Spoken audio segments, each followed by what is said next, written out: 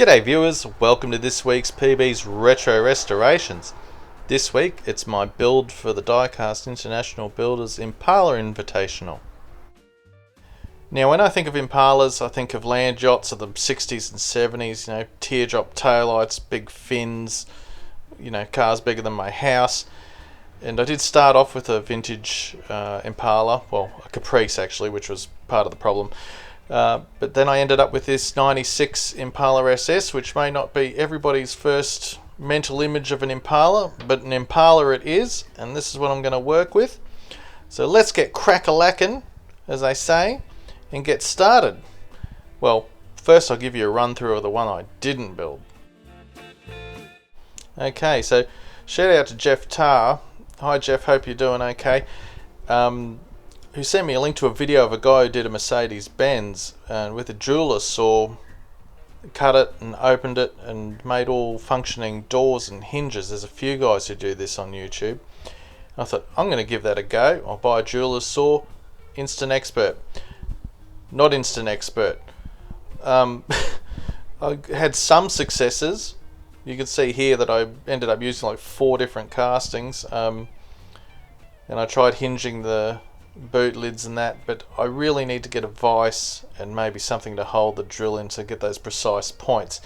I did end up getting a functioning boot to a point, but it was just looking so messy, and I've got a long road before I'm anywhere near performing this kind of work. So my respect to the builders that can do it.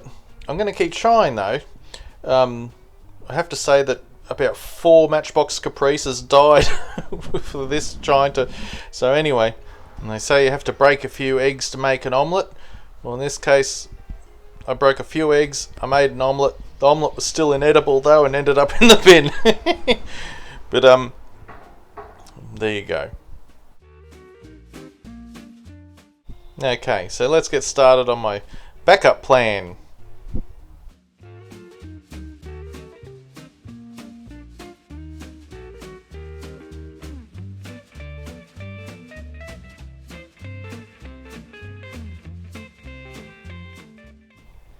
So once it's apart, I mean, it's pretty much, interior, glass, base, that kind of thing.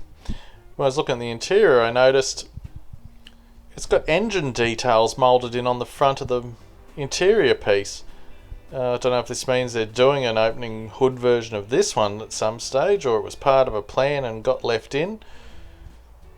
But obviously, unless you drill it apart, unless it's an Easter egg for customizers, I'm sorry if this has been pointed out before and someone else's video, but I thought it was really cool. Now this engine and interior I got from a tuned Deora, which is from about 2000. I think it's from a long time ago. It was in my box of parts, so I chopped it off.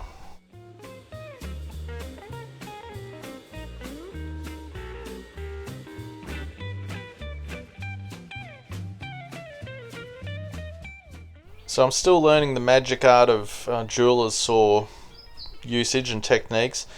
This would have been really handy building Dylan's hood scoop. Would have been better than using that plastic saw that just mutilated everything.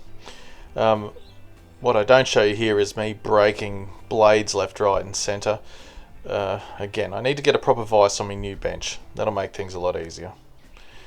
There's my scrap bucket of Impala parts. So I'm using paint stripper again. I think the lid was already pierced on it. I don't know. I didn't seem to really want to strip this black paint. I tried using caustic soda again, guys and girls, but I don't know what I'm doing wrong. I'm using the boiled water, or maybe I'm putting too much water in per casting, but I'm having limited success with it. So anyway, tips and advice appreciated.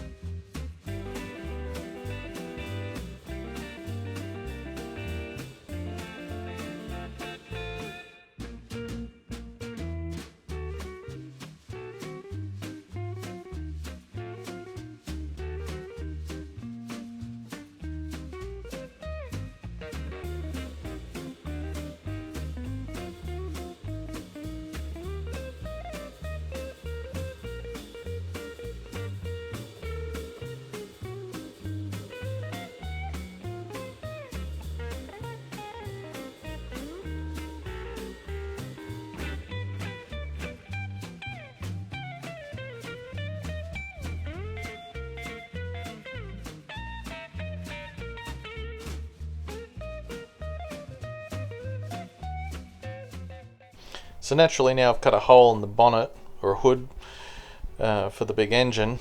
I've had to trim the front of the glass, and I'm going to have to cut off that other engine from the interior bucket, which is pretty straightforward.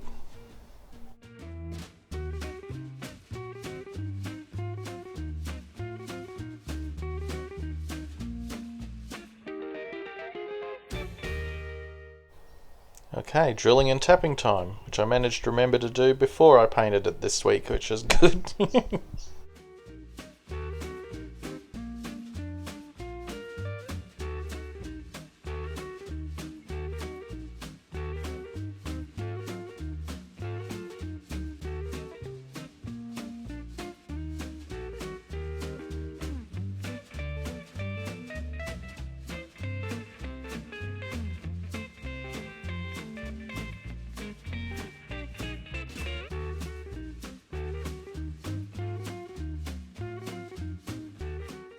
Trying to come up with a sound effect for steel wool, it's hard. It's very similar to the steel brush, but not quite as harsh. So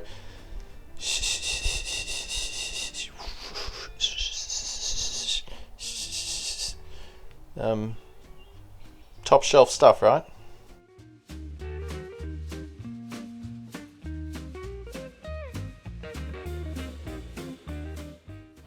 And after I've done all that, I'll spray it with some metho just to get all the fingerprints and all that stuff off. Thanks Opar for that tip. I do it every time now. It really does make a difference. Okay, so primed it. Now I'm giving it a black gloss coat. You might be thinking, well, you've just painted it like it started, Peter. You're an idiot. Well, I'm not. I suppose I probably could have just sprayed over the top. Anyway, this is a black base coat for the next coat, which is silver, which I didn't film myself doing. And now the whole car's silver. I'm going to mask off an area for the stripe and spray my top colour over that.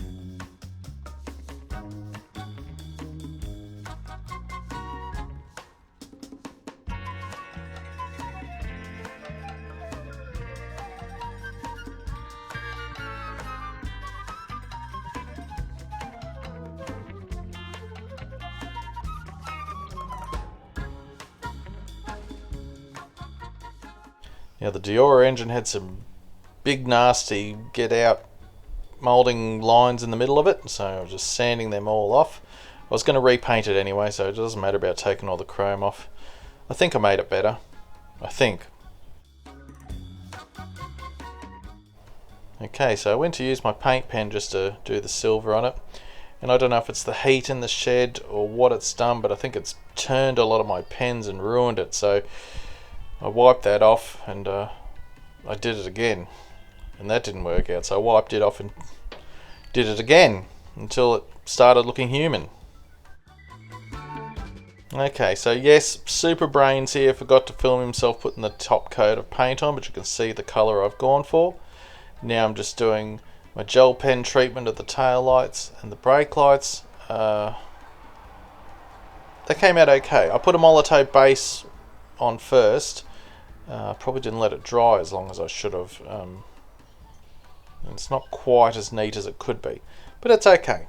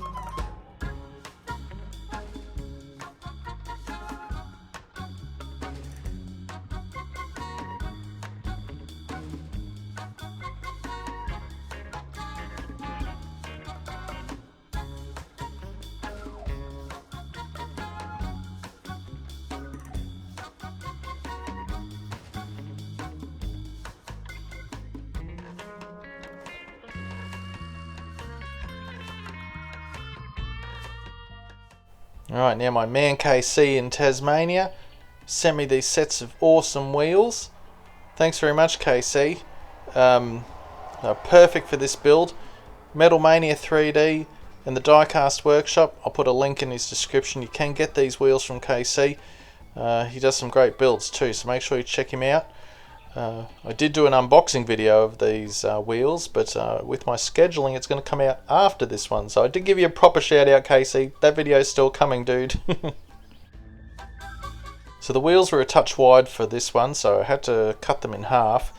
And I'm drilling a hole here to put my 2mm brass tubing through, and then I can just stick the shortened axles into those holes. My game of gluing them needs to improve. I'm not sure what to do. It does not roll. They're glued solid in it now. Looks the part. I tend not to play with them. I would rather they rolled, but hopefully I'll get better at it.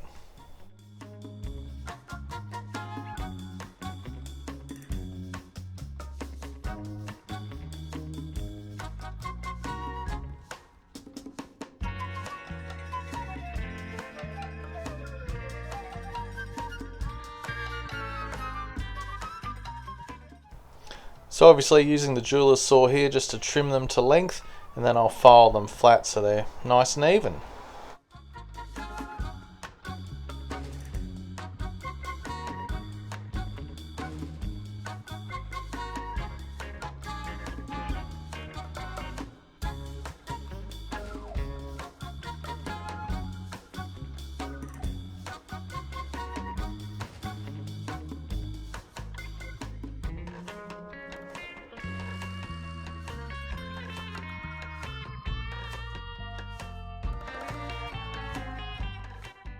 So here I'm just detailing the stop lamp.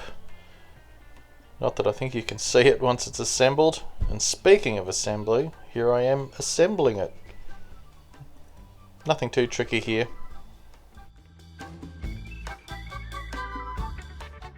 Alright, with a tighten of the screws, we're done. Just like that. Stick the engine in. Had enough of a friction fit that I didn't even worry about gluing it. It was such an expertly cut hole. Okay, so here we are back at the start with our 96 Impala. I think these only ever came out in black, didn't they? The Chevy experts will tell me. I think, or was there maroon? There might have been a maroon one as well. At any rate, it didn't end up being any of those colours. And being that this was fresh out of a blister, there's nothing wrong with it. So this is what I started with, and here is what I came up with.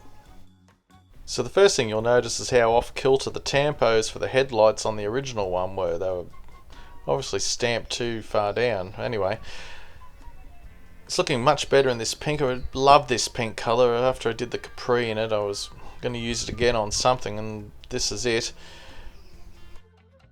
I thought the wheels were a perfect match for this car. They came at just the right time for just the right project. So thanks again, KC. Appreciate it, mate.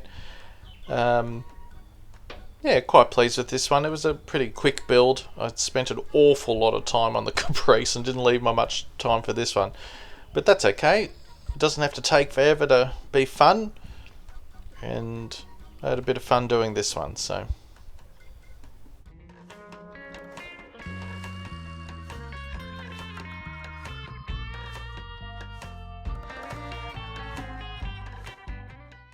So thanks very much for checking out my Impala build. Don't forget to go and check out everybody else's Impala build and see what everyone came up with. I'm sure there'll be some really good ideas and some all exciting interpretations on the theme. If you'd like to see some more of my videos, just click on one of these links. If you think it's worth the investment and you'd like to subscribe, just click on my bald head. You never know what I'm going to have from week to week. It's a real mystery. But I always have a new video on Friday at 9:15. I will see you then. Thank you very much for watching. Go check out everyone else's builds. I'll see you next week. Bye.